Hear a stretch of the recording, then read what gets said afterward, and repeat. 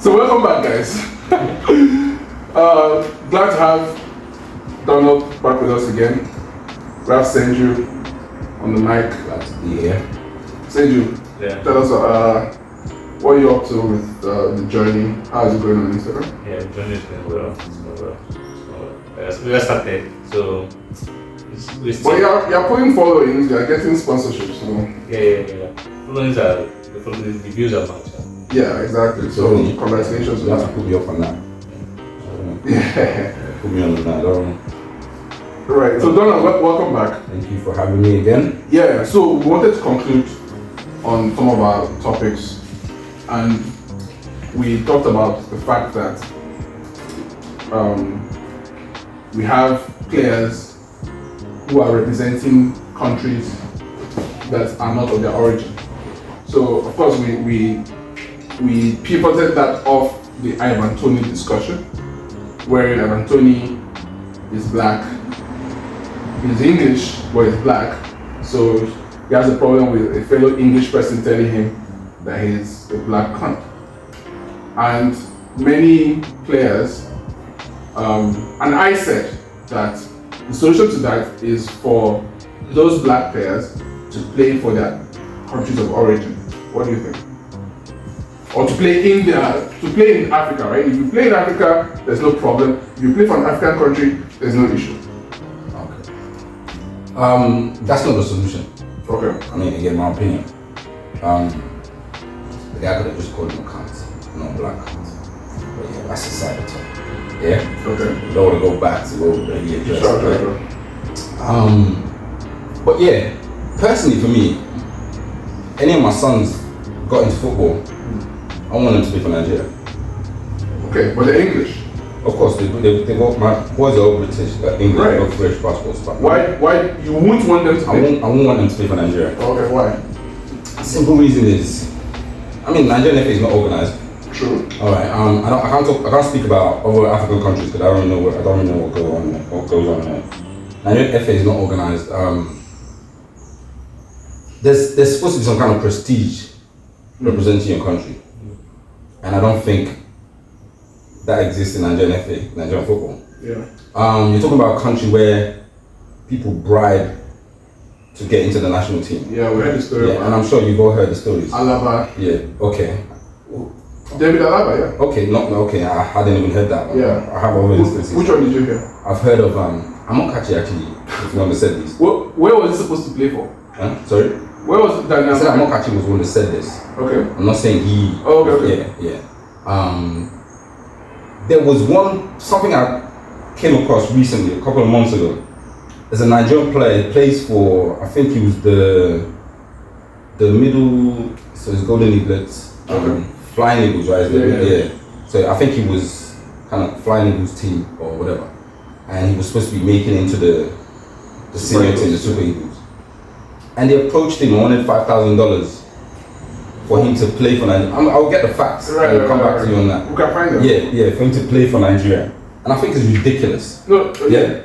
And on top of the fact that you hear stories about how, I'm sure some of you guys probably heard this, where Mikel Obi's had to pay for some of his teammates' hotel rooms and all that. Bro, come on. Yeah. Are you for real? I mean, there's no prestige in wanting to play for Nigeria anymore, because you look at some of the players and you know there's players we've all seen that could be in that squad. Yeah. So why would I want my son to come and play for something that's not even organized? I remember, was it Igalo or someone? He found a picture of the houses that were promised to the Nigerian team of '94 because we did so well in the '94 World Cup. And he saw a picture of the houses and he's like, "Oh, Nigeria, my comedy country," because the houses were just shit. Like, apparently, the head of state then promised them these houses. So I think what they said was that the houses were finally complete. They just finished building the houses like 2 years ago, something funny like that. From how many, 20 years ago? Emmanuel Saki is the guy I'm talking about. Okay. He was playing Kaduna born winger, destined to progress into the Super Eagles. Yeah. After impressive performances for the Flying Eagles, which is on the 23 side. And that was it. So for him to come and play, he was asked to pay £5,000. Where was he playing? Was he playing in the UK? I believe he was playing for a team in Norway or something like that. lower division in Norway. Yeah. And they wanted to, obviously, it was supposed to be promoted because clearly he says he's had amazing. But they are collecting dollars in Norway. Us right here inside Hudson, you have to give us money. So that justifies it. That's what. That is. No, this is what my problem is. I'm not agreeing with them.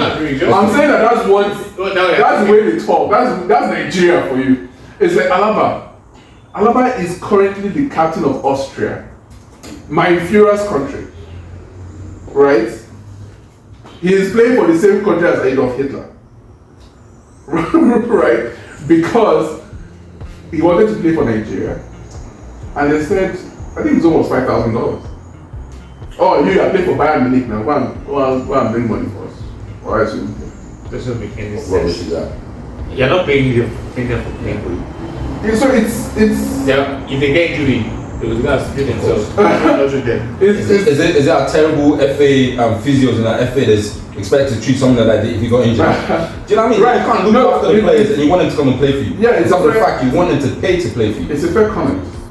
But for me, that is a reflection on Africa as a whole. Because these things we're talking about, it's not just Nigerians that refuse to I think pay I for don't complain about the same thing too. Samuel Eto'o, he's now the president of the Cameroonian FA. He's gone there and seen the amount of corruption that's going on. Whatever. Now, this is what I am talking about. I'm talking about the fact that we saw the 2018 World Cup, right? Russia. And we see a France team that looks more like Zimbabwe. Let's all be honest. Right?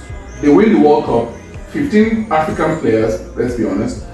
8 French players, barely French.